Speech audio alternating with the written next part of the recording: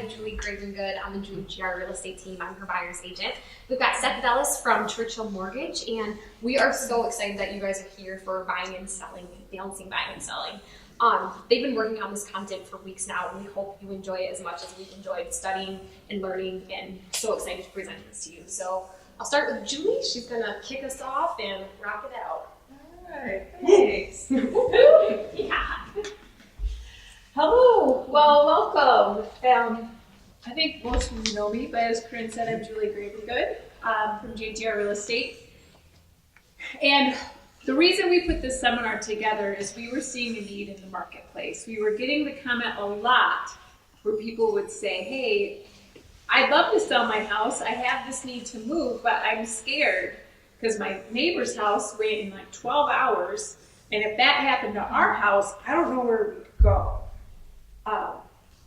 And there's some strategies to that, but that was kind of the question that I kept getting where I thought, I think that there's a need. So that's kind of why we have these guys videotaping is I had some people that told me that sounds like great information, but I'm not sure I can make it. So if you wondered, there's cameras in the back, but you can still ask questions, and that would be great actually.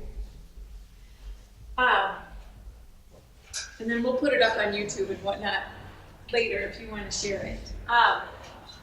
So first I wanted to start with just a little bit of background about the process generally, and then that'll give us a backdrop for talking about more strategies. Oh, sorry. So if you're following along in your outline, that's this first page. Timeline. I'm just going to kind of talk about the timeline for purchasing a home. So we'll kind of start the timeline here, and then we'll call this an accepted offer.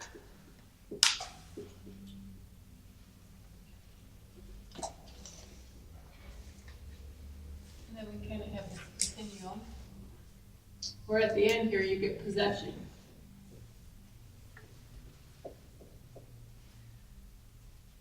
About 10 days in is how long you have to do inspections. I know most of you have bought a house, well, all of you, but just to remind you, 10 days for inspections. It's usually not too long after that, and the appraisal is back. And these two milestones I point out individually because those are kind of, in my opinion, those are your points of highest risk. That if for some reason the home you're purchasing, if something wasn't going to come together, it's usually because something is unsatisfactory in inspections or it doesn't appraise for value and we don't come up with a good solution for making that up. So there are other things that can go wrong, but these are definitely the most common. So when we're past this, we're a little bit more comfortable. Then we're at this point where we close. Now you'll notice that closing and possession are not the same dot. It can be, but this period of closing to possession can be anywhere 0 to 30 days. I think technically we could do greater than 30 days, but that's uncommon. And that might, when you're going to market your home, that does limit your buyer pool if we're asking for too long of a period. So what we're going to be kind of talking about is superimposing your sale and your buy and how to line these up so that you get, like if this is the one that you're buying, hopefully the one that you're selling, you can close first and get possession, give possession after, right? Like that would be our ideal scenario. So then how does everything else need to work? So that's kind of what the basis of this whole seminar is we want the closing like that would be the best, right? Wouldn't everybody agree that our ideal scenario is to get the equity out of our house and close on the one we're selling first if we can, and then get possession of the new house to avoid the double move. So this is our ideal. And there's a lot of things in between here if we can make that ideal. But that's kind of what our goals are. And so we'll get more into that. So just to fill in our blanks here, we're going to start with an accepted offer. Inspections within 10 days. The appraisal and completing the loan. Closing from accepted offer to close is typically about 30 days. And then about another 30 days possession is common. So from the time, so if you're thinking through what your needs are as far as the move, accepted offer to possession, it's not uncommon for that to be a 60-day process.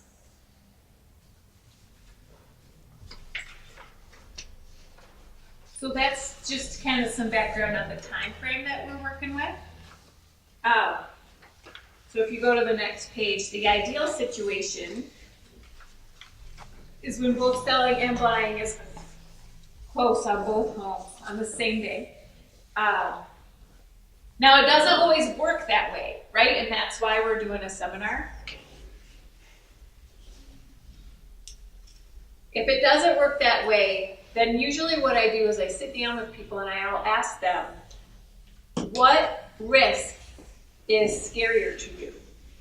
Owning 2 houses or owning 0 houses? And depending what your tolerance is and what that answer is, we can kind of tailor our approach. Because some people say it'd be no big deal.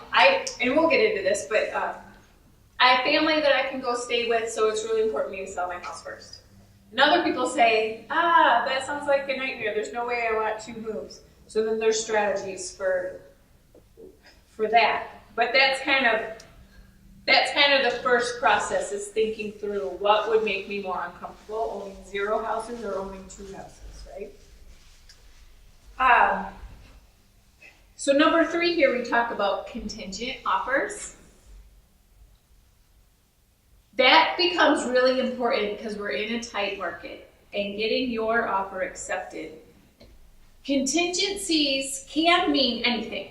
It's anything that needs to be completed in order for the contract to be completed. In real estate, we tend to mean a contingent offer is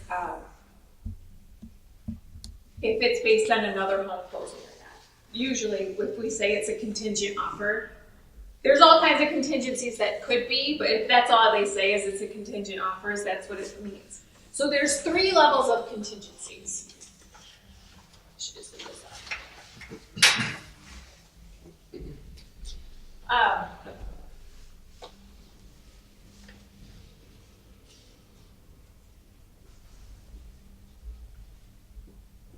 And I think there's a lot of misinformation that goes around about contingencies, so that's why I'm spending a little bit of time on this.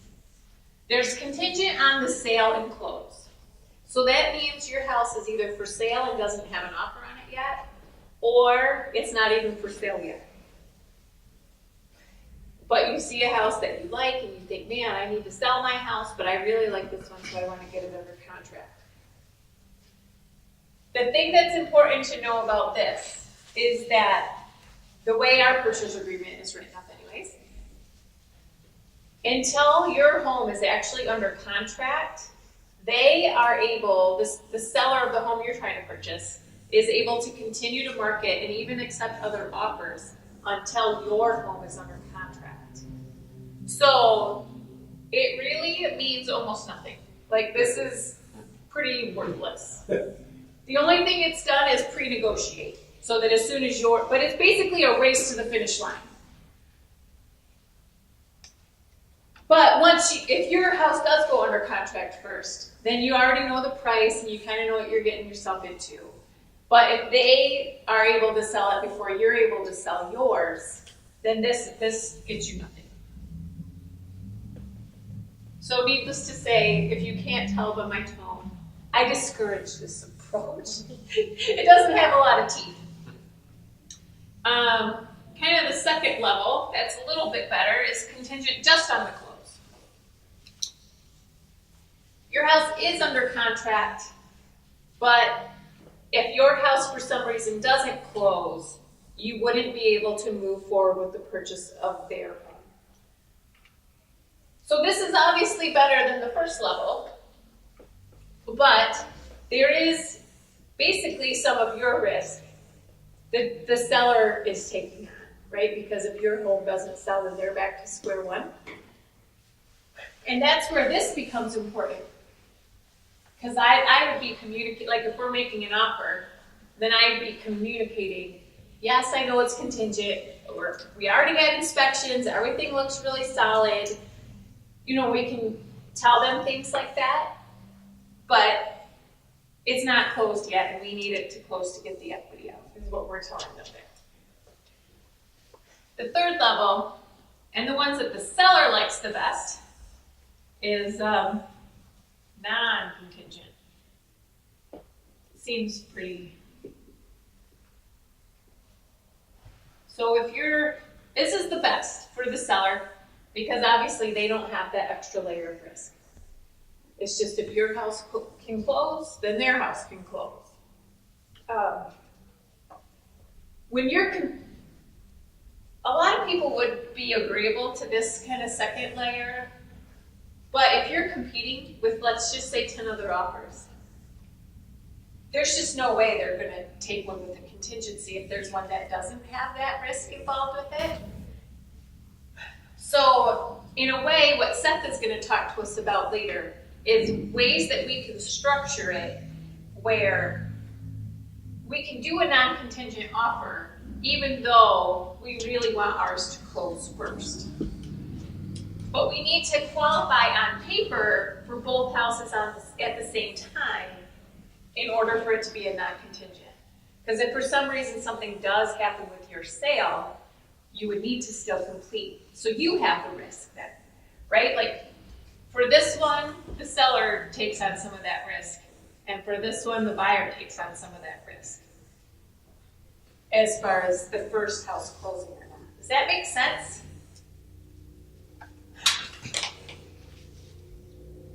And in this competitive market, if we can get to this, you'll have a lot more success.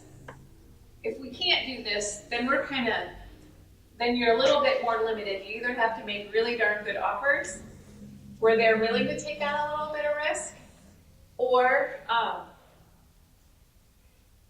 we just need ones where you're not in a competing situation, which that limits your choices. So just as far as the fill-ins here, contingent on this sale and close means no offer yet. Contingent upon close is accepted offer that needs to close. A non-contingent means no other sale. It's the least amount of risk for the seller.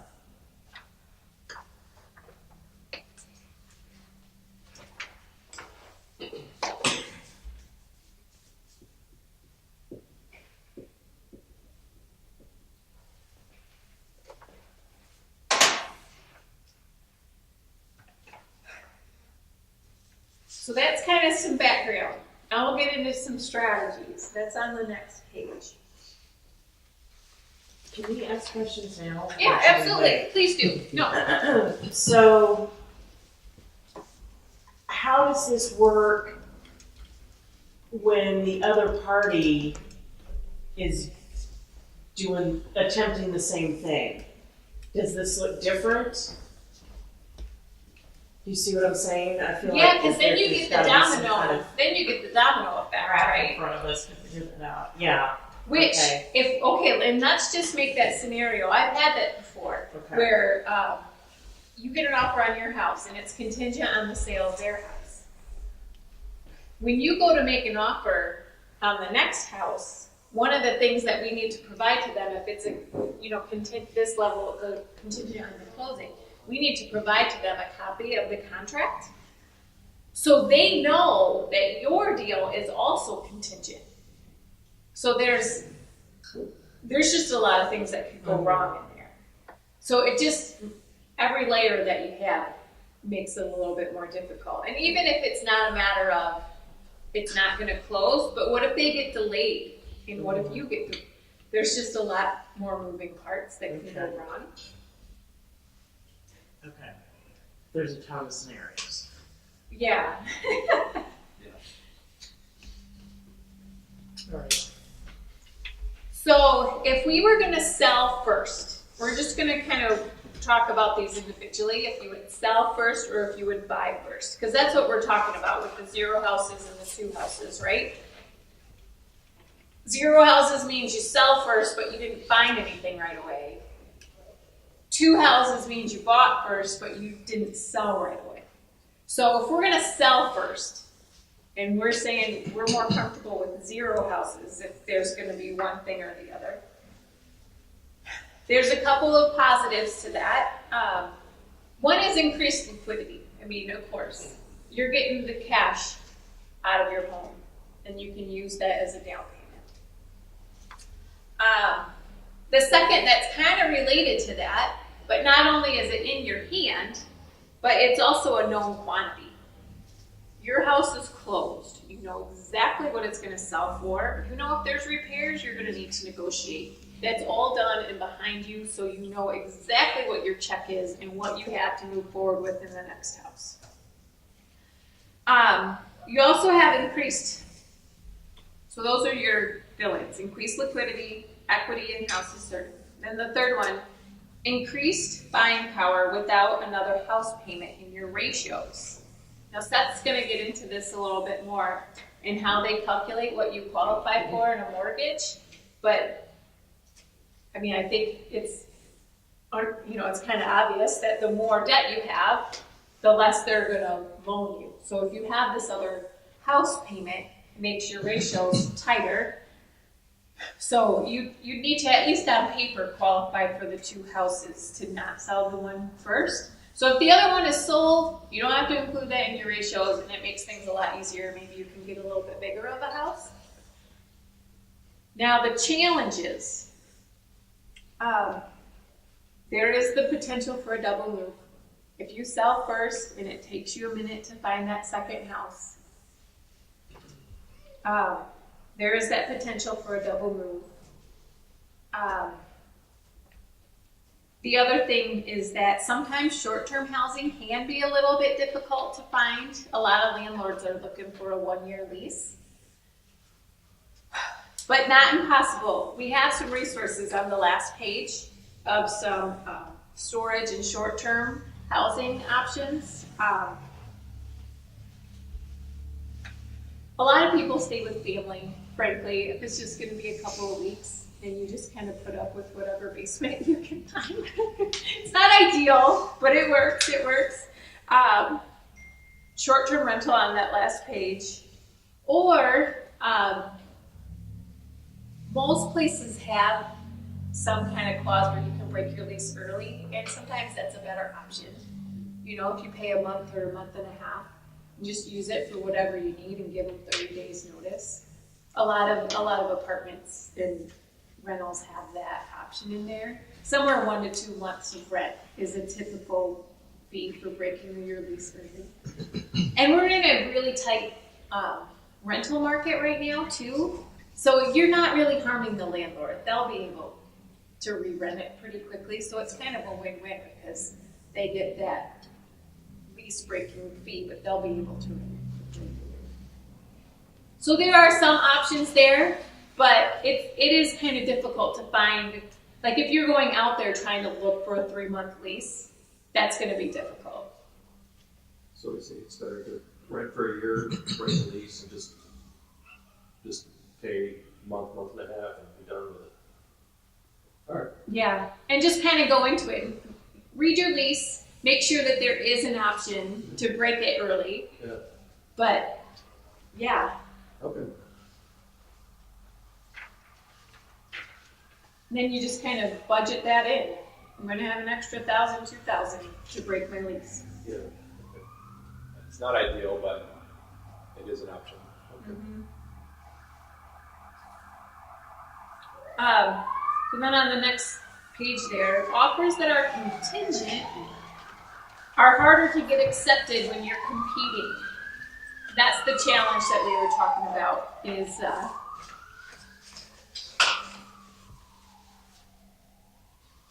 in this market, it's not that uncommon that you're competing against 2, 3. I mean, I hear stories. It depends on the price range that you're in and how well priced this property is. But I've heard stories of 20 some offers. It's tight inventory right now. So you really want yours to shine. So contingent makes that a little bit harder. So some of the solutions to that are the target homes where you won't be competing. It doesn't make them bad homes per se. It might make them overpriced. And it just means we need to sharpen our pencil and make an offer and see how it goes. But we have resources where we can look at things that have been on the market for, like somebody's probably not going to negotiate price too much when it's 1 day on the market. But if it's, 15 days or 30 days, maybe a little bit more. So we have ways that we can look at things that have been on the market a little bit longer. The other thing that we can do is extend the possession period after closing. So like we talked about this 0 to 30 days. Once you're closed, even if you're still in the house and like renting it back from your buyers, then we don't have to make a contingent offer anymore. So if we can negotiate some kind of rental, now again, that narrows your buyer pool. If they have an immediate need, they're not going to look at your house, but that is an option. Now, a lot of what Seth is going to talk about is ways for us to qualify on paper to buy 2, but really what our strategy is to get an offer in, get it accepted, that day put your house on the market. So that the ideal is we're closing them on the same day. But to get yours accepted, we want you on paper to qualify for 2. Does that make sense? Do you have a question? So the 0 to 30 day possession, does that typically include or not include the rental kind of agreement? That's just part of the purchase agreement. So no, you wouldn't have to pay a lease breaking fee for renting back your own house. Is that what you mean? Why, if we had to stay in our house for longer, is that something that sometimes goes beyond the 30 days, or is that often still within the 30 days, and very rarely does things go beyond the month? Well, here, Seth, you come, because you're next anyways, and I think part of the issue there, to rent it back longer, I think there's going to be opportunities for some buyers where they would say, sure, you can do that, and that'll make their offer stronger. Like, you'll look at those, if you put it in there, hey, we'd really like to rent that for a little bit. But when do they need to own or occupy their home for their mortgage? That's a great question. So when you sign, one of the papers says, one of the documents that you sign when you sign on a mortgage is, it has to do with how you're buying the house. So are you buying it as a primary residence? Are you buying it as a second home? Are you buying it as an investment property?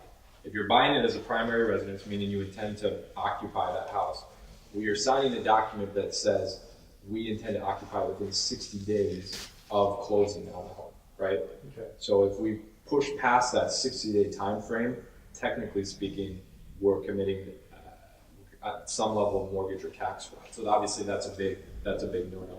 If we're claiming especially if we're claiming 2 properties with a primary residence tax exemption. Right. So that is something that we have to be careful of and aware of. But usually 60 days, 60 days should be plenty of time to do. 30 to 60, that's a whole other month. It is, yeah. Absolutely. Which is It'd be unusual. odd, but Yeah. Well, It's unusual, but it's nice to have that option. yeah. And it's such a competitive market that maybe we push a little bit the unusual, and that doesn't mean you won't sell. Yeah, there are some buyers that, they're living with family, or they have a rental that they're going to break at some point, but they've got 6 months left on the lease. Mm-hmm. So 45 days of possession isn't as big of a deal to a first-time home buyer as it would be to someone that is looking for, that's looking to move, that has a family. right? Yeah. So that person might be a little bit more flexible. And in this market, if you're a seller, oftentimes you can pick and choose. And if that person submits that offer knowing, saying, well, we'll give you 45 days, then you might select that one over a couple offering 15 or 30 because that's something that is really important to you to have that 45-day time frame. So if we're marketing the house right to sell, we should have multiple offers to choose from. That's just generally speaking what we're seeing in the marketplace right now. And we can indicate on the listing what our ideal is, but that we're negotiable with that. Is almost every house that you're selling or you're seeing coming in with 2 to 3 offers? Yeah. Yeah, that's not uncommon. I'm actually surprised when I'm not competing lately. Yeah, that's true. It's not uncommon to see 16, 20, 25 offers on properties. I mean, it depends on the price range, right? When you get into the 250 to 350 price range, it's weeds out a lot of buyers that aren't looking that high. But anything from 100 to 250,000 is selling is multiple offers all day.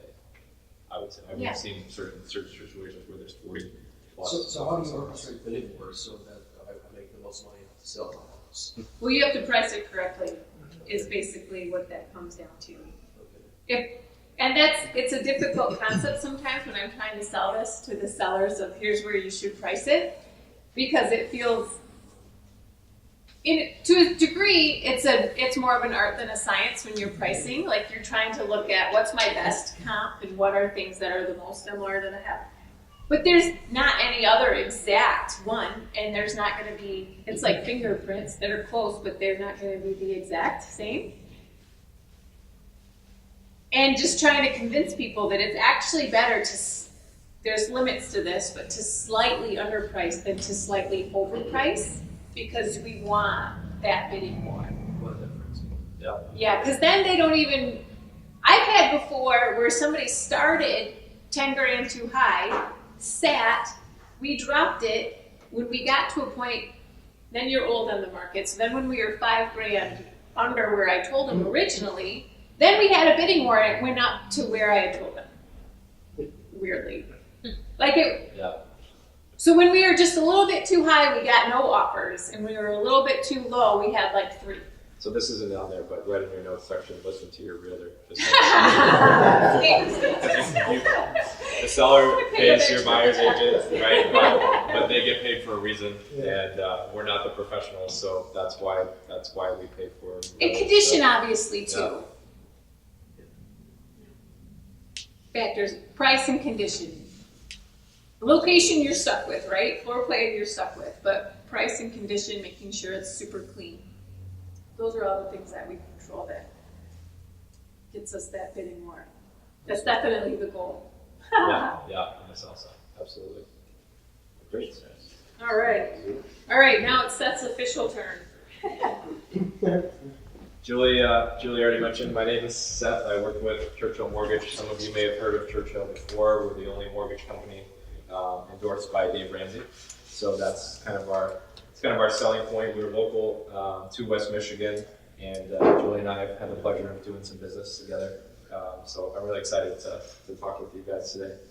So what we're going to talk about now, we're just going to start out and go through a few different options when it comes to buying a home without selling your house first. Because like Julie said, the contingent offer, or the non-contingent offer, this one, is kind of our best case scenario. If you're a buyer and you're going into making an offer on this home, you want to be able to offer non-contingent if possible. Ideally, we would offer non-contingent, but like Julie said, the next day we buy the house, your house goes on the market, and we close back to back. So you never have to actually carry 2 mortgages simultaneously the way that we would structure it. Now, but part of what I'm going to talk about is what would that look like? How do we make that happen? Are you guys familiar with the term debt to income? Have you ever heard of that before? Familiar with debt to income ratios? If you're not, on its most basic level, it is what it sounds like. We're trying to figure out, how much you make combined versus how much debt you have or the liabilities that you have. And there's a percentage in the lending industry, we can go up to X percent for your debt to income ratio in order to qualify you for the purchase of your home. If we go over that threshold, then we have to either lower the loan amount or find creative ways to get around the debt to income ratio. Yes? Is credit card debt and mortgage debt treated differently? They are both liabilities. Now, things like utilities, things like, if you have bills that you pay or cable or electricity, those are not considered liabilities. When we're talking about liabilities, we're talking specifically about car loans, credit cards, student loans, anything that you've taken a note out on or that you have to pay back, right?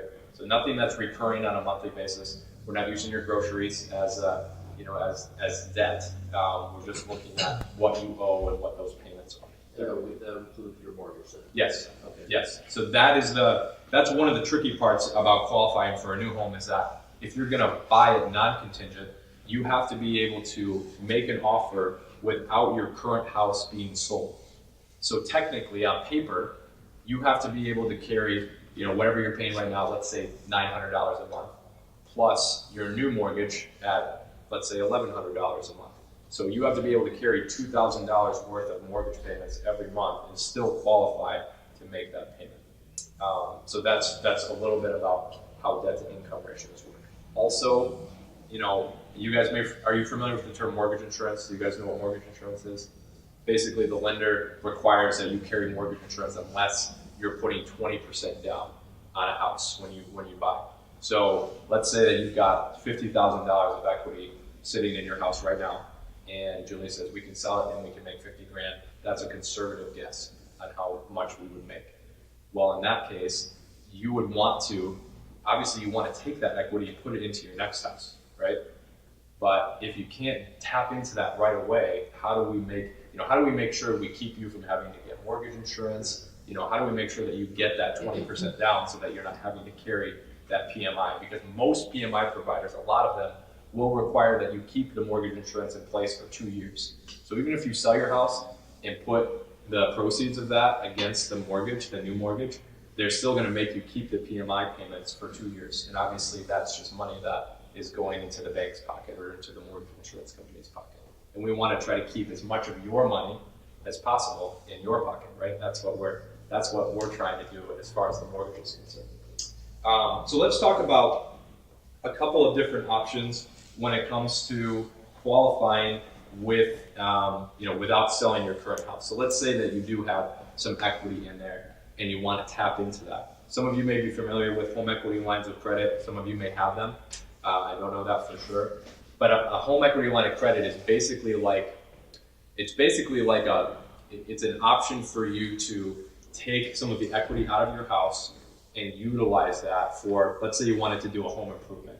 Now, I'm not recommending you do it for a home improvement. In this scenario, we would just be taking some of that equity out temporarily in order to use that for the down payment on your next house, right? So let's say that the lender will allow you to go up to 80% of what your home is worth.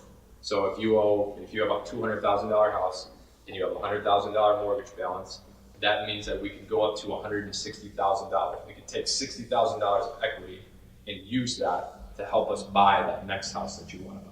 So in this scenario, you could go to, generally speaking, it's easier with your current mortgage lender because they already have a lot of your information. They already know what your mortgage is and all of that. So they don't have to, it's an easier process, generally speaking. But if you went to them, you would be able to say, hey, can I take a note out against my house and we could utilize that for a down payment on your next one. So you could still put that 20% down, avoid the mortgage insurance, you wouldn't have to worry about paying PMI. And then once your house sells, obviously that home equity line of credit is paid off. So it's not like you're taking out credit card debt or an unsecured debt. It's secured by the house. And then we would be able to pay it off at the end. Yes? Say if you have a lot of equity in your house, but you say you had a substantial amount of credit card debt, would you recommend that someone take out a line of credit and somehow pay off your credit card debt so they qualify better on paper to get another mortgage? Great question. I mean, obviously what I love what I love about my job is a lot of people come in and assume that a mortgage is just a product or a service, but really it's about, think of me as more of a mortgage advisor, like you would trust a financial advisor to plan your retirement future. That's what I'm here for. So every situation is unique.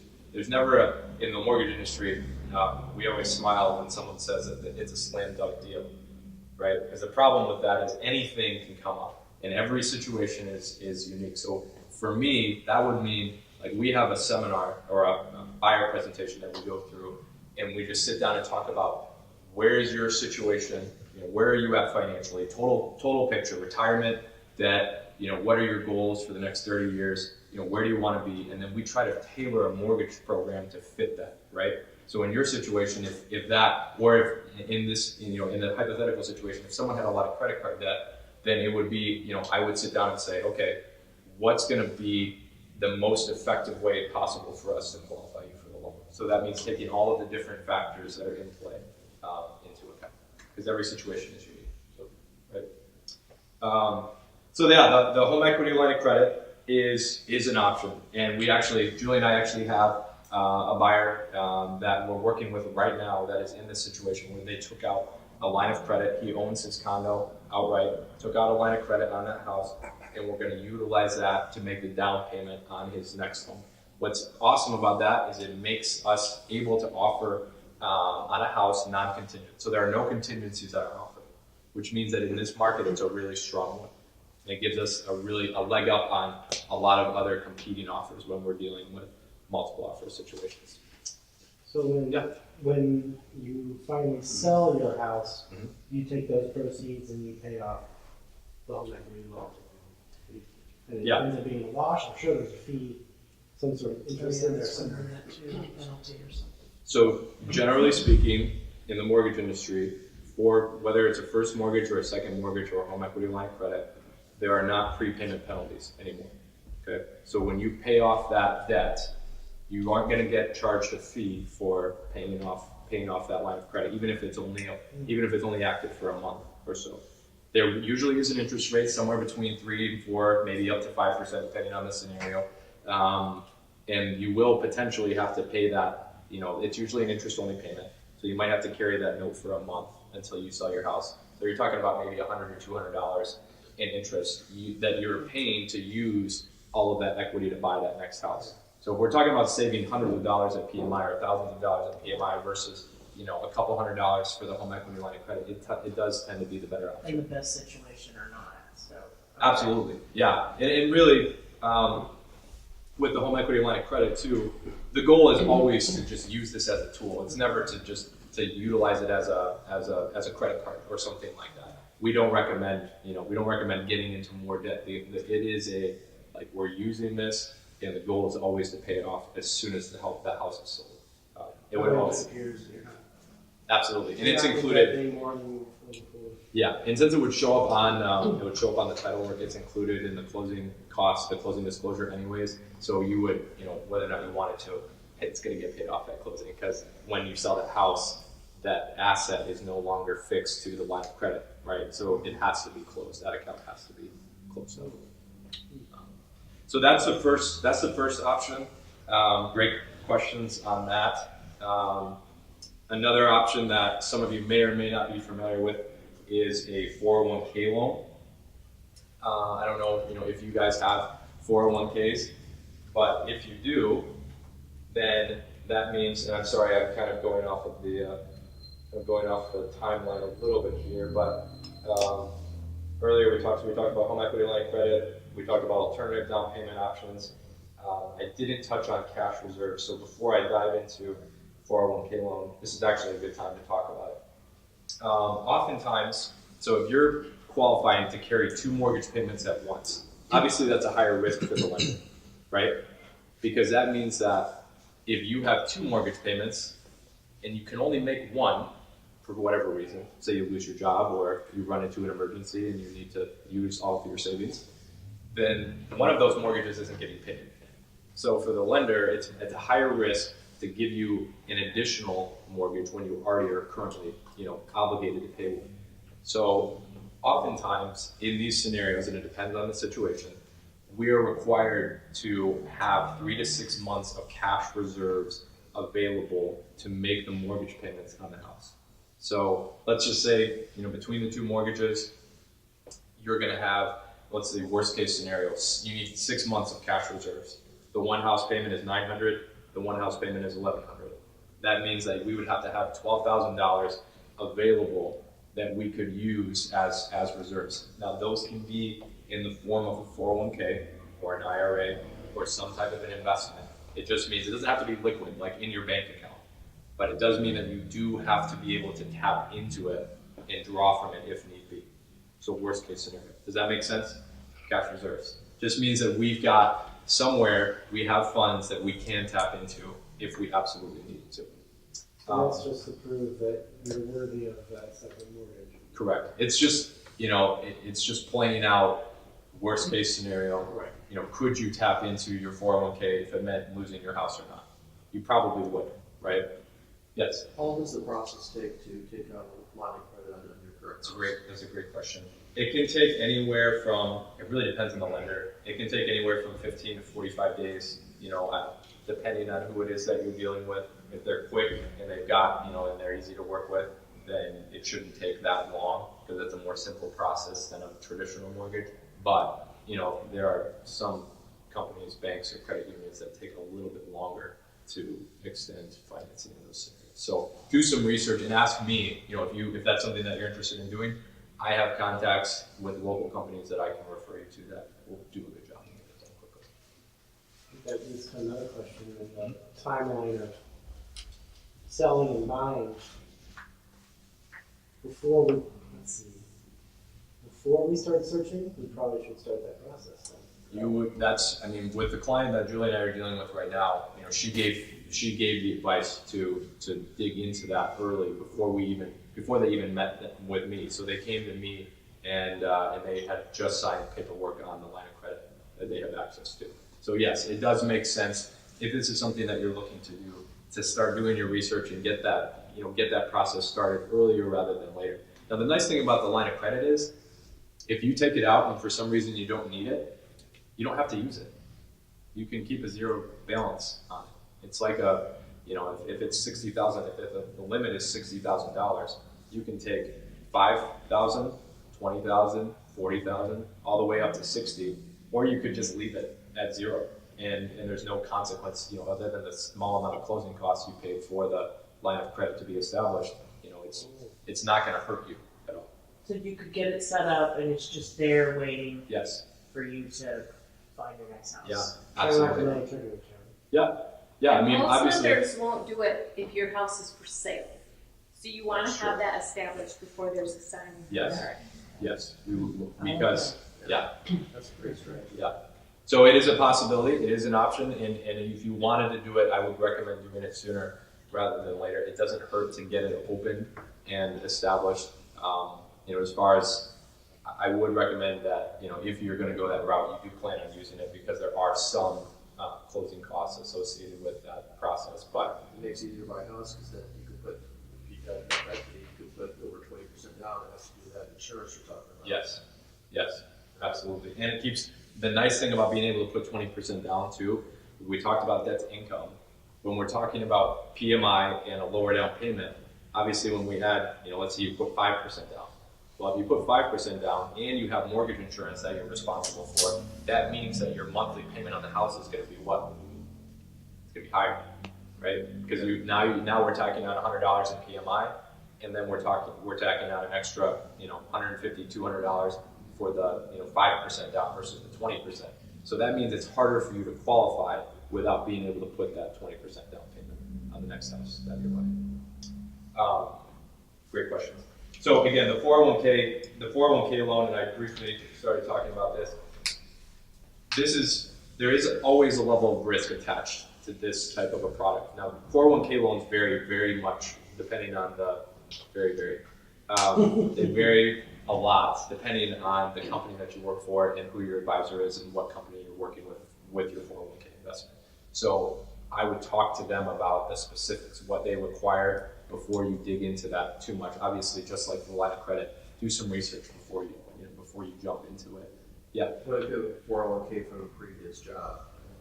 It's still, yeah, I mean, it still should be, obviously you have access to the funds in that account. So I would talk with the advisor, whoever's managing, you know, if it's principal or ING or whoever it is that's managing that, I would have a conversation with them and figure out what that would look like. Most of the time, if you're taking out a 401k loan and you want to avoid tax penalties, it will require a 60-day, like they will require that you pay back that balance in full within a 60-day time frame. So let's just say you needed 10 grand from a 401k in order to make a down payment on a house. While you might, in that situation, you may be able to tap into that temporarily and use those funds to make up to 20% down payment on the next house. Now again, I'm not advising you to borrow from your retirement.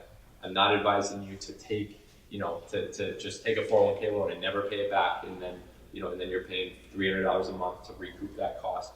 That money is working much harder for you in retirement than it would be, you know, to get a lower interest rate or avoid PMI in the house. So I don't want you to tap into it and that we're going to use that and not get rid of it. The goal would for it to be a temporary solution until you sold your current house, and then we would repay that 401k loan, and there would be no tax penalties. It's basically just tapping into, basically that's what I'm talking about. I'm tapping into the equity and the investments that you have access to see if there's a way that we could use that to make your offer really competitive in this market. That's what this whole thing is. Yeah. You've mentioned 401ks. Is the same applicable to an IRA? IRA is a little bit different. There are oftentimes, and it depends on if it's a traditional or if it's a Roth, you know, the format of the IRA.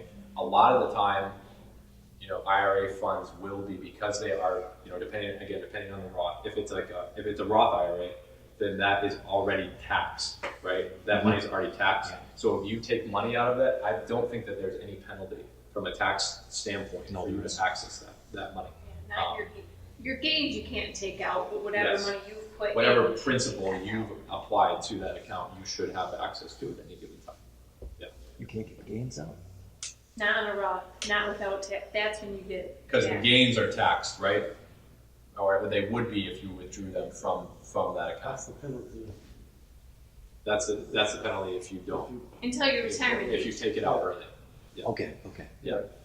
But as long as you're just, you know, so let's say that every year for the past 5 years you put $5,500 into your Roth and fully funded that Roth IRA, you should be able to tap into that if you needed to.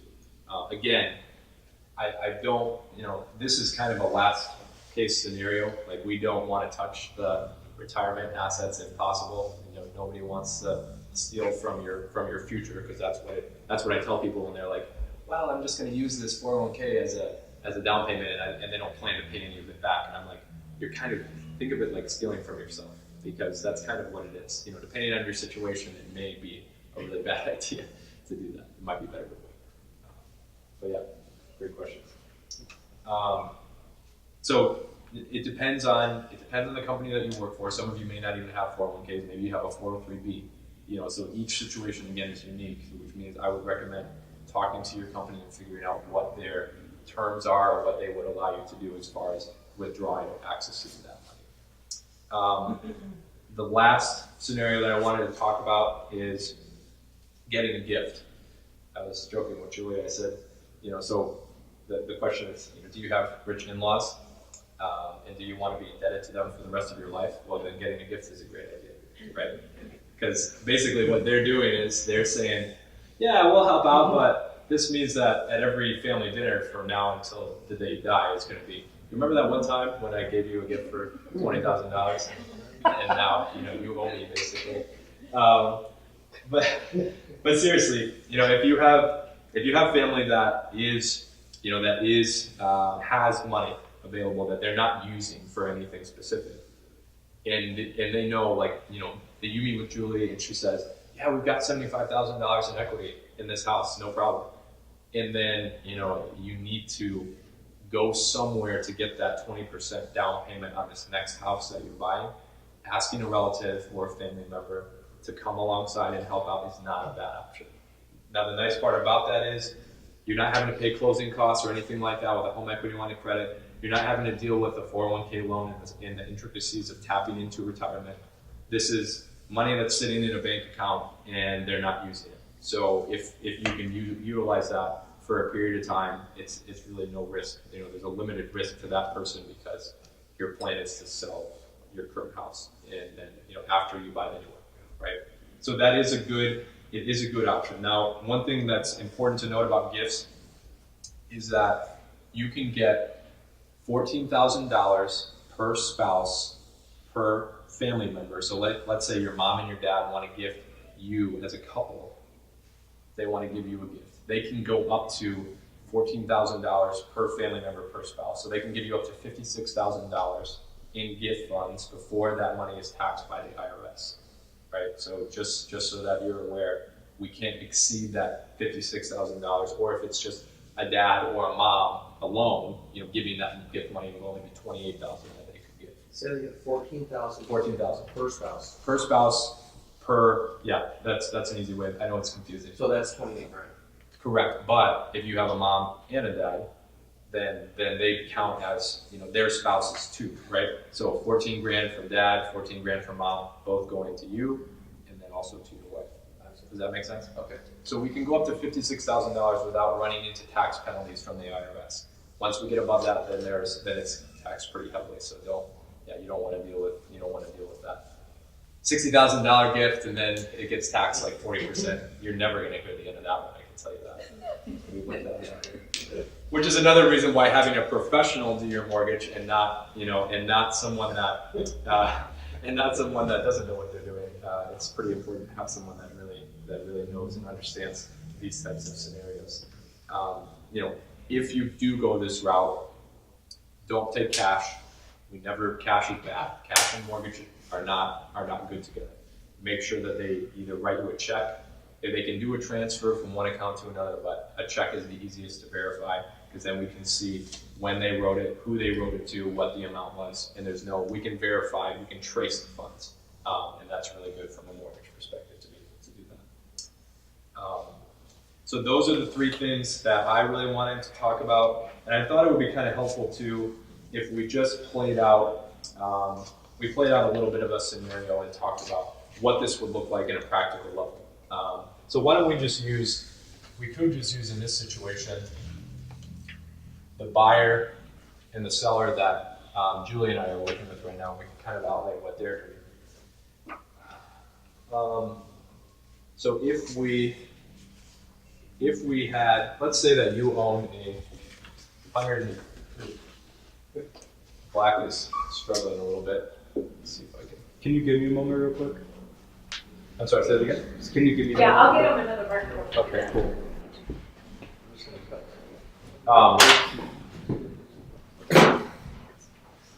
Sorry, brief intermission here.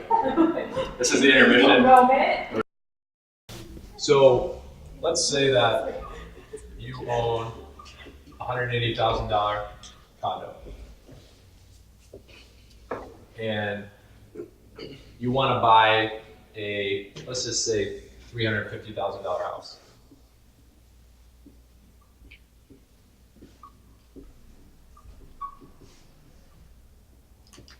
So if you own this condo outright, then that means that you've got obviously $180,000 in equity, right?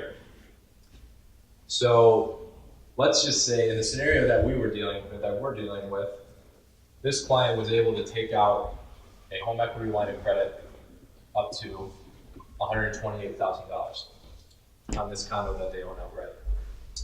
So what that allows us to do then is have 20% down available to use on the next house that they buy, right? So we have 20% of 350,000 is 70,000. Look at that math. Do mortgages every day, so I would hope I would be able to do that. $70,000 for the down payment, so we wouldn't need to use all of the money available in the line of credit.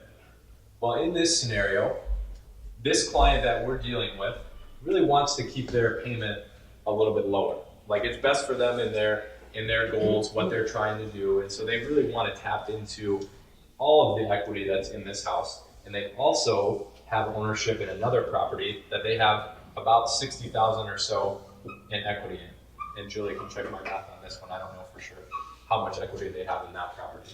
But let's just say, in this scenario, they're not going to be able to use all of the equity that's available to them to put on this other mortgage, to put on this primary residence purchase that they want to do. So they own two properties, one here, one here.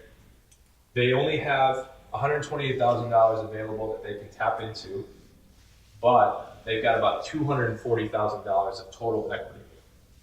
So how do they keep their mortgage payment low in this scenario? Because we're only going to be able to use up to $128,000 for the down payment on the next house. Down payment.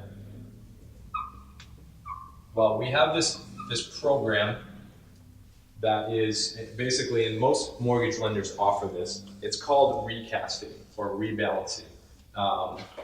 And what that is, recasting is essentially, and that's here on point number 3 on the bottom of your outline on that page. Recasting means that if you put $70,000 down and you had a $280,000 loan balance, let's just say that, and I don't know what the total monthly payment would be, let's just say that the total monthly payment on a 30-year term is, let's just say it's $1,600 a month. And you really want your mortgage payment to be closer to $1,200 because you're like $1,600 is a little bit tight for our monthly budget. So we would really rather have our mortgage payment be closer to $1,200. Well, what you can do is, after you sell these houses, you're going to have an extra, you're going to have an extra $100,000 of equity that you can put into the mortgage, this $280,000 loan, right?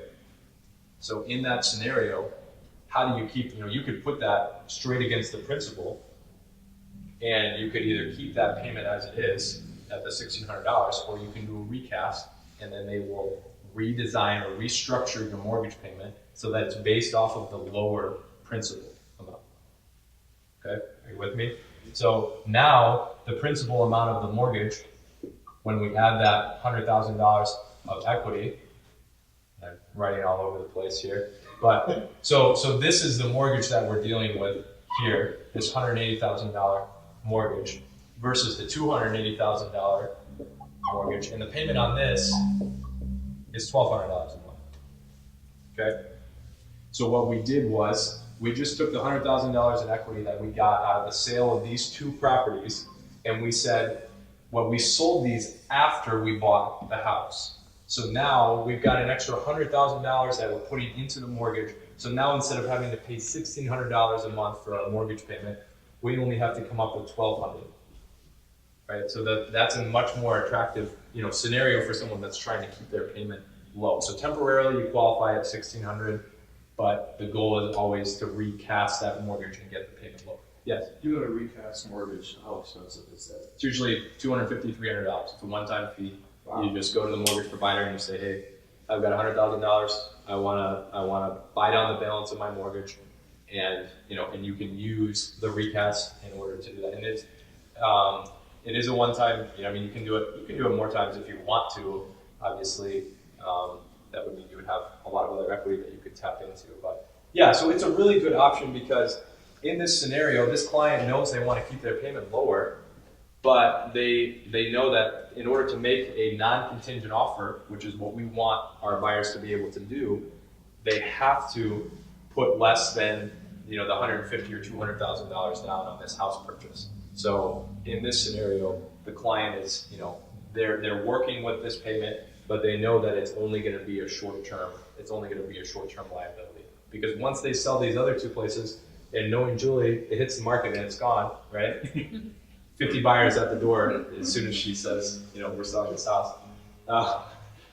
And so in that scenario, they know that they're only going to be carrying that $1,600 payment for a very short period of time. The nice thing is, obviously for this buyer, they're carrying the home equity line of credit payment. They're carrying the payment on this other house that we have $60,000 of equity in, and they're carrying this $1,600 mortgage payment. But if we time it right, then we should be able to make it so that, you know, at the most, they're maybe having to pay a month. There's a month that goes by where they have to pay 2 or 3 mortgage payments, but it's a very short window, if anything. When you get a mortgage, if we close in May, your first payment isn't due until July, okay? So your mortgage payment is always for the month preceding, not the month of. When you make your payment on July 1st, you're paying for the month of June. When we close in May, we collect prepaid interest through the month of May. So if we close on May 15, then we collect 15 or 16 days of prepaid interest through the end of that month. Don't think we let you get by without paying interest, because we don't do that. But we collect it through the end of the month, and then only for really special buyers. And then at the end of that time frame, your next payment will be due, or your first payment will be due on July 1. So there is a little bit of flexibility with the timing of those mortgage payments. Like, you might not ever have to make the $1,600 mortgage payment, because if you sell your house in the meantime, you can just throw that money at the principal, recast the loan, and then that payment is made at a lower amount. So Question Yes. about the home equity loan, the 128. Yeah. Is the difference between the 70,000 down payment and the 128, is that a part of your extra 100,000 that was in there? So, and Or did that I should have just thought about appear these. I just put these numbers on the board because I should have thought about it a little bit more. The $70,000 is just, I just wanted to use that as a 20%. We want to come up with 20% down payment to avoid the PMI. There isn't, we could tap into all of this $128,000 if we wanted to. It doesn't really change a whole lot though, because his plan is eventually to recast the mortgage anyways. And So you're go with going to put all that money towards the second mortgage anyway, Yeah. right? Yep. Yeah, that's the goal of the home equity loan, is all 128 would end up going towards the new house anyway. And we have the option, to do that. Yeah. But if you needed like moving expenses and stuff like that too. Well, yeah. You get the appliances and the new furnace, then you got that extra cash. Sure. Yeah. You have the ability to tap into that at any given time. But you still want to make sure you're pay that back. Yes, and generally speaking, during the process, part of what they do usually is they estimate or they appraise the value of your property, so you can feel confident that, and you can always ask Julie, like, hey, how much would my house sell for? And she can comp it out and figure out what your home would sell for, and then you could feel confident about how much equity you have in it, so that you're not overextending yourself with a line of credit. That way, if you do make those repairs or buy those appliances, it's really the profit that you're making on selling your house and not Yes, the loan. exactly. And that's why I would be careful. We don't want to use the line of credit is a tool. Right. It's not designed to be a credit card. It's not designed because that's a lot of people use lines of credit that way. They use it like credit cards, and then the problem is it's really easy to build that up and rack that up. And I think that's what I was getting at. I was trying to figure out where the 128 line of credit was going, because I didn't see it going all the way to the.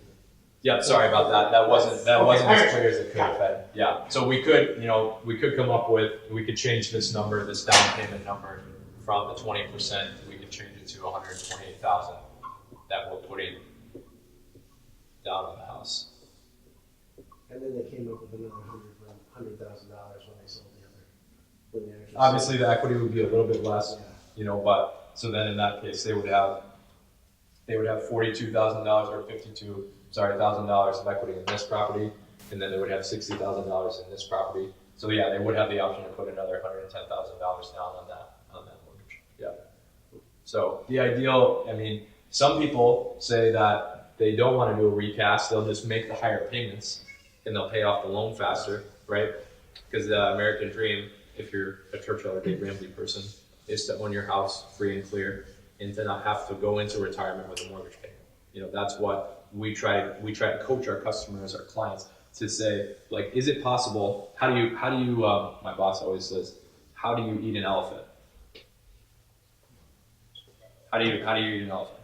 One bite at a time, right? And that's how we look at it. That's how we think about mortgages. And so the idea is that once you believe that you can do it, then we just try to take little steps, little bites here and there to try and get rid of that debt so that you can go into retirement without having a mortgage payment to worry about. Because then all of your money, what happens when you have no debt? All of the money that you make, whether it's in retirement or it's now income based, all that money goes into your pocket. Well, and the federal government too, you know. The rest of it's in your pocket. And that's kind of the goal of, you know, when I'm talking to people, it's always, how do we maximize your cash flow? How do we maximize your retirement, your long-term savings? And that's how I try to structure my buyer consultations. So we have those types of conversations through the process. Any questions? Any other questions about these types of things? I know they're a little complicated. I know it's technical. There are a lot of moving parts. That's why, you know, and we mentioned this when we first started talking about it, just getting individual, like having an individually tailored plan for your specific situation is really important. So if you want to talk more about this, obviously I'm available, and I'm sure Julie would be available for questions as well, but she wants me to deal with the mortgage stuff, so don't go to her with that kind of stuff, because she'll just say, talk to Seth. Let's skip that. Out. Any other questions? Any other things that have been, okay. Next one. Awesome, thank you, appreciate it. Thank you. Yeah, absolutely. I'll turn it back over to Julie here. A lot of the meat of what I wanted you guys to learn is just the ways that we could structure things to make that non-contingent offer. So there's, as you can tell, there's a lot of different tools at hand. So if you did want to buy first, and for a lot of people that is the ideal. So now I'm on the last page, the front of the last page. If we were going to buy first, of course, that's the risk of owning two houses. And for some people, owning two houses for a short period of time is a really great option to have. Obviously, you don't want to do that long term, but for a short term, that can be a really good fit. Because the opportunities, it gives you additional time to find the right house. Some people have really niche needs, so not every house would fit their needs, and so they need that little bit of extra time to look for that right fit. So it's so great if you can at least qualify on paper, and it gives yourself a little bit of breathing room. The other opportunity was buying first. I had a family. They're so sweet. They're the greatest family, and they adopted, and they weren't necessarily expecting to do that. So all of a sudden, they had this bigger family, and they had like beds where you shouldn't have beds, and just stuff all over the place, right? So they weren't messy people, but their house felt really full because they just had more people there than they should have.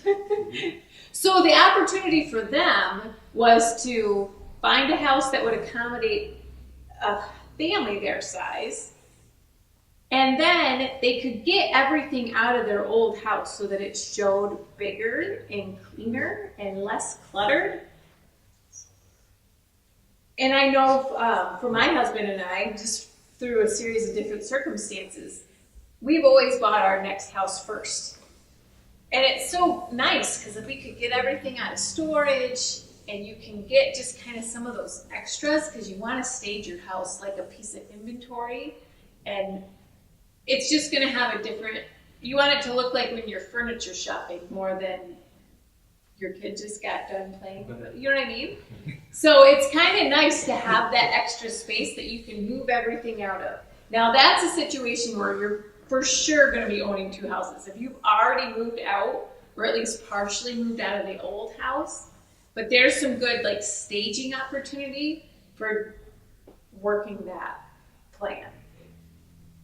So that's why I wanted Seth to talk to us to open up the how do you do that. Like that couple that I was just saying that adopted the child, they had a little bit of cash, and they did have a ton of equity in their house, but they used the cash that they did have, and then they did the recasting option to get their payments a lot lower. So that was a great opportunity. That's the first client that I had that did that, and that worked out really, really well for them. Now, I don't know and Seth didn't really get to, and we'll have to, if it's your situation, you have to talk to him about it, but if you don't quite have the 20% up front, what happens? Because PMI doesn't drop off if you recast, or it depends. It's a great question. Yeah, obviously having 20% down is ideal, but it isn't always necessary. So then we can look at, there are different types of mortgage insurance. There are things like single paid premiums. There are ways we can price it into the interest rate. So really it's just having a conversation and figuring out what do we have to work with, and then what are the solutions that we can, what's the cheapest option? Because that's what we're trying to do, is figure out long-term and short-term, what's the cheapest option that we can take advantage of. So the PMI hangs out for 2 years, right, though? It depends on there are certain mortgage insurance companies that, we can price with that are a little bit different in how they what they require as far as the PMI goes. So I do have a mortgage insurance provider where we can get it to drop off before the 2 year period happens. In that type of situation. So again, it's really just figuring out, but they tend to be a little bit more expensive on the front end, right? So it's figuring out what's the cheapest option based on your specific situation, and that takes, taking a look at the full picture and figuring out what to do there. That's a good, thanks for bringing that up. I did not touch on that. Because sometimes people can come up with maybe 5% down, but not 20% down before their house is sold. So there's a lot of different ways to work this, but 5% is probably to be conventional, that's a minimum. And again, we're trying to talk about making our offer the most competitive. And FHA is a little bit harder. So a conventional is typically about 5% that we could look as a minimum. We do have 3% down payment options as well for conventional loans. Yeah, especially if it's short term. Doesn't matter if it's a little more expensive. Yes. So of course the challenge is, and this is going to be the reverse of the other one, right? So some of this is review, and I'll kind of cruise through it, but stop me if you have questions. It is harder to qualify because of ratios. So if you're like, man, we were thinking we were going to spend 175, but everything we like is 200, it's harder to stretch that ratio when you're already balancing the other payment that you need to have on paper, and the reserve requirements. And again, the exact amount of your equity is less certain. When I'm in this situation, I try really hard to be conservative. Like, hey, I think I can get 250, but let's budget on 230, just because I wouldn't want you to get in a situation. But it's hard to know to the exact penny, because we just don't know if it's going to fit up or if it's not, or if there's going to be repairs, if there's mold in the attic and we didn't realize there was, or yeah. We won't get into that. Yeah, we won't get into that. But there is unexpected repairs here and there. So the exact amount of your equity isn't 100% known. We can get close. I do all my research, but until it's closed and done, you don't know the exact to the penny amount. And the obvious, you don't have the cash from that house, of course. Those are the problems that we're trying to solve with these creative. So I had a client, and this worked really great. And this is kind of why I wanted Seth to talk about qualifying on paper is sometimes more important than qualifying for real, because we want to make that non-contingent offer. I had a client that they had funds available in their retirement account. Would they rather not pull out of their retirement? Of course. So we found a house that's a good fit, put their house on the market the next day. We did their offer, instead of a 30-day, like I set up here, we did like a 40-day. Put their house on the market. It was in a super hot area. We got like several offers right away. We were able to close them back to back on the same day. He never actually had two houses. But it was really important for us to qualify for two houses on paper so that we could make this non-contingent offer. So that's where having the HELOC, having retirement funds, even if you never tap into it, to be able to, like, what if something had happened with their buyer? Heaven forbid.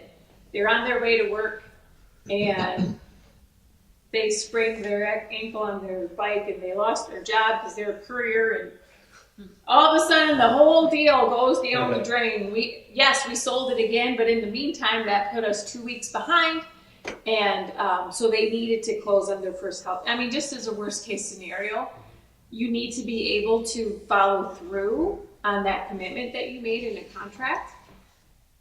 But there are things that we can do to mitigate that risk and try to make it so that we're closing both on the first day, on the same day, and then working this possession period so that you're getting possession on the house that you're buying maybe in 20 days, and then you have 30 days, so you have that little bit of window to move. Like, that's the ideal.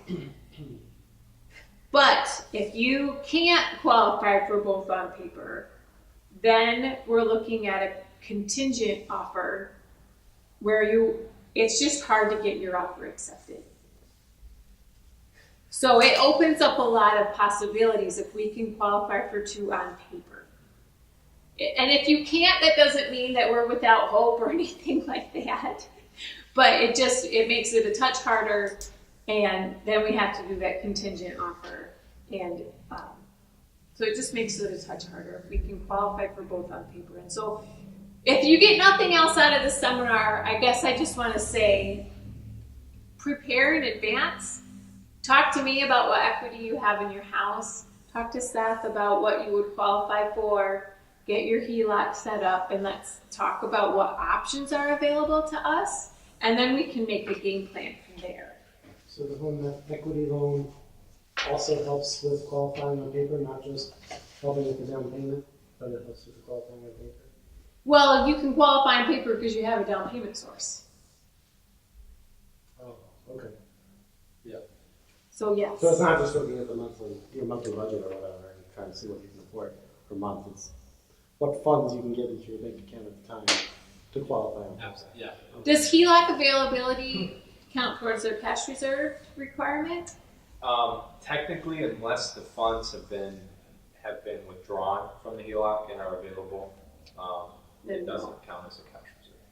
And depending on the situation, I mean, you have equity in your house that you can tap into. So if there's a balance on it and that money's in your bank account, then yes, it could count as a cash reserve. The cash reserve is that's a whole other strategy, right? Well, cash reserve just means that the lender, oftentimes if you're qualifying for 2 mortgage payments, they want to make sure that you can make both of those. Oh, right, that was your example for 6 months or whatever you can. So that's where you would. But retirement funds can be used for that. Yes. Yeah, generally speaking with cash reserve, I see people use an IRA or a 401k or something like that because those funds are technically accessible, but we never plan to use them. Right. They're just there in case of emergency. Yeah. Worst case scenario kind of thing. So you guys thought it was just buying and selling a house, right? It was that simple. Not in this market. So as far as when you're in a situation, this is the last page here. When we do find that house that's perfect for you, and it's not like soulmates where there's only one. Most people there's one and you miss out on it, and it's fine because you're competing and you're learning what it takes to be a competitive offer. And then you go to there's more than one house that's going to fit your needs. Let's be real about that. But when we find that one that you really like and you want to make it your home, in order to stand out when we're being competitive, obviously what this whole seminar is about is keeping the amount of contingencies at a minimum to make this risk to the seller as low as possible is what's going to make. Because when I'm a listing agent and I'm evaluating offers and I have a stack of 5 of them, I'm looking, there's price obviously, but a good price does me no good if it's not going to close, right? So I'm also looking at the risk factors because I don't want to go back on the market. I want the one that we select to be one that closes. So I want to know how picky are they going to be about inspections and how good is their lender. There are certain lenders that, I mean, if I got a pre-approval from Seth and a pre-approval from somebody else, I won't name names because we're going to put this on YouTube. You can ask me after they hit pause. I'll counter one of his before I would take this one because I want it to close and I want it to close on time. And I know the process of pre-approval that they go through and that I'll be well communicated with. And those are all things that not only get it to close, but make my client have a good experience instead of what's going on, I'm tearing my hair out. So those are all things that I'm taking into account when and so the same thing we need to bear in mind when we're the buyer is we want to make not only strong price, strong terms, and what else is important to the seller as far as getting it closed. Yeah, and obviously, a lending standpoint, this business is, a lot of it is relationships, so it's part of it is just who you know. And, so Julie's been working real estate for 12 years now, and she has a lot of contacts in the real estate community. And so they can expect that if they see an offer with Julie's name on it, then they can expect a certain level, or JGR Real Estate, Julie or Corinne or Ron, they can expect a certain level of quality or service that comes out of that agent. There are some agents that you'll see and you'll do your best to avoid working with them if at all possible. So having a strong team just in general, having a strong lender, also having a strong realtor that's backing you up and making sure that they're using the reputation that they have in the marketplace, that can be the difference. We've seen that be the difference in an offer getting accepted or not. So you have the exact same offer as somebody else, but they're working with a different bank or a different realtor, and that person has to decide, who am I going to work with? Are they going to work with the person they know and trust, or are they going to work with the person who's kind of a question mark for them? They're going to work with that. They're going to work with that individual that they feel is going to get the job done and is going to do a great job. So that's what JGR is about, providing. You see Julie's core values over here on the wall. Talks about customer service. Talks about education. Those types of things are really important to JGR Real Estate and to Churchill as well. So those are the types of things that we bring to the table just from a lending and real estate perspective as well. Not just the advice or figuring out different types of programs or how do we make things work, but just the reputation that we've built for ourselves in this marketplace. So thanks, guys. Does anybody have any questions that we didn't get to during? I know that we kind of made it open-ended where you could ask during. Anything else that? Okay. Well, good. Well, thank you so much for coming.